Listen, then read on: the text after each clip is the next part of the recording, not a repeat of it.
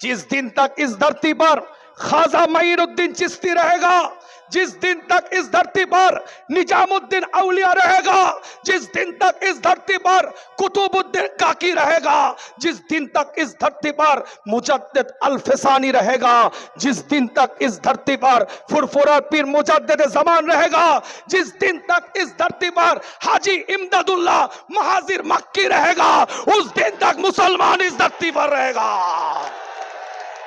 आज এই রানী রাসমণি এভিনিউতে আজ এত দলবদ্ধর সাথে একতাবদ্ধর সাথে আজ আমরা উপস্থিত হয়েছি। অল্প সময় কিছু কথা আপনাদের খেদমতে আজ বলতে চাই। এই রানী রাসমণি এভিনিউ থেকে আল্লাহ কোরআনের মধ্যে এলান করে দিচ্ছেন, সূরা আল ইমরানের 3 নম্বর সূরার 134 133 34 নম্বর আয়াতের মধ্যে আল্লাযীনা ইউনফিকুনা ফিস সাররাই ওয়াদ দাররাই ওয়াল কাযিমিনাল গায়যা ওয়াল আফিনা আনিন নাস ওয়াল্লাহু ইউহিব্বুল মুহসিনিন। এর দ্বারাই মুত্তাকির পরিচয় দিচ্ছে আমার আল্লাহ। 133 নম্বর আয়াতের মধ্যে মুত্তাকির পরিচয় দিতে গিয়ে মুত্তাকি কারা তার ব্যাখ্যা করতে গিয়ে 134 নম্বর আয়াতের মধ্যে আল্লাহ বলছেন, যারা আল্লাহর রাস্তায় দান করে তারাই হচ্ছে মুত্তাকি। আজ ইতিহাস সাক্ষী দিচ্ছে, সেই কোরআনের আয়াতকে সামনে রেখে সাহাবায়ে কেরাম থেকে শুরু করে তাবিঈন থেকে শুরু করে তাবে তাবিঈন থেকে শুরু করে আইম্মায়ে মুজতাহিদিন থেকে শুরু করে ইমাম গৌস কুতুব আবদালরা আমাদের স্বার্থে, আমাদের পরবর্তী প্রজন্মের স্বার্থে এই ভারতবর্ষ নয় গোটা পৃথিবীতে কিছু সম্পদ আল্লাহর রাস্তায় ব্যয় করে গেছে, যেটাকে আমরা ওয়াকাফ বলে থাকি। খুব স্বল্প সময়ের মধ্যে বলতে চাই, ওয়াকাফ অ্যাক্টের উপরে আলোচনা করেছে। আজ আপনাদের খেদমতে বলে যাই, আমরা এনআরসির হয়ে লড়াই করেছি, সিএএ এর হয়ে লড়াই করেছি। যখন বিল আনা হয় এনআরপির বিরুদ্ধে লড়াই করেছি, এনআরসি এমপিআর সিএএ এই সমস্ত বিরুদ্ধে আমরা লড়াই করেছি। ওটা আমাদের নাগরিকত্বের অস্তিত্বের লড়াই ছিল। আজ ওয়াকফ বিল যদি মেম্বার অফ পার্লামেন্টে সমকমিতার মতন নোংরা বিল যেমন পাশ করা হয়েছে, পরকীয়ার মতন নোংরা বিল যেমন পাশ করা হয়েছে, সেই রকম যদি ওয়াকফ বিল মেম্বার অফ পার্লামেন্টে পাশ করা হয়, মনে রাখবেন আমাদের লড়াইটা তখন ঈমানের অস্তিত্বের লড়াই দাঁড়িয়ে যাবে।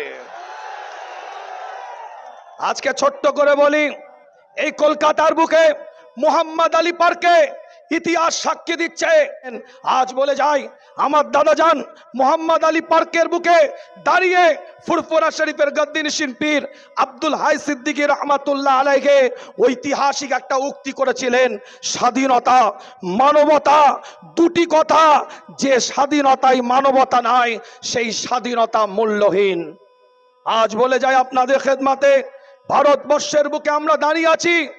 এই ভারতবর্ষের বুকে আমরা এখানে অবস্থান করছি কারো জায়গিরিতে নয়, আমরা কেরায়াতে অবস্থান করিনি, আমরা আমাদের অধিকারে এখানে অবস্থান করছি।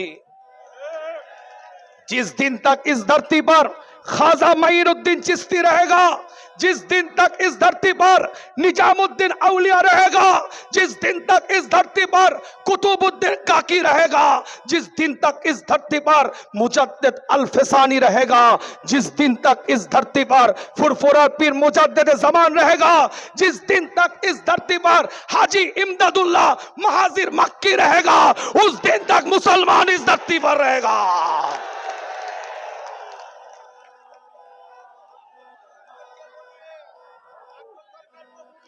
आज আপনাদের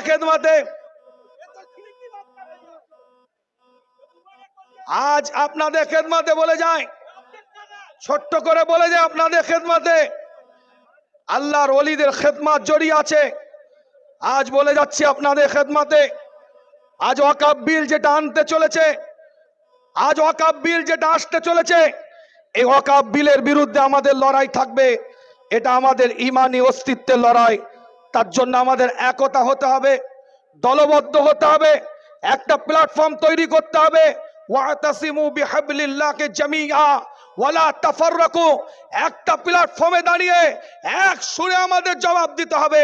মাসলাক যার যার, ইসলাম সবার, এই প্ল্যাটফর্মে দাঁড়িয়ে আসেন, আমরা আওয়াজ তুলি।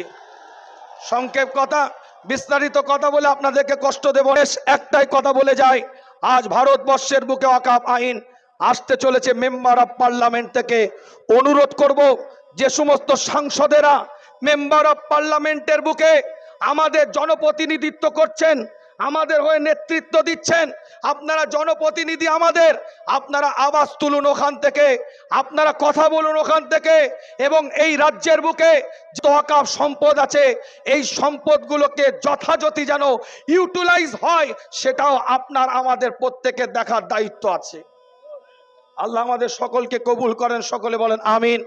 সকলকে সালাম ভালোবাসা দিয়ে দরবারে ফুরফুরা শরীফ থেকে আপনাদের খেদমতে আপনাদের পীরের আওলাদ এসেছিলাম। ছোট্ট করে কিছু কথা বলেছি, গুনাহগারের জন্য দোয়া করবেন, আমিও আপনাদের জন্য দোয়া করি। ওয়া আখিরি দাওয়ানা আনিল হামদুলিল্লাহি রাব্বিল আলামিন। আসসালামু আলাইকুম ওয়া রাহমাতুল্লাহ।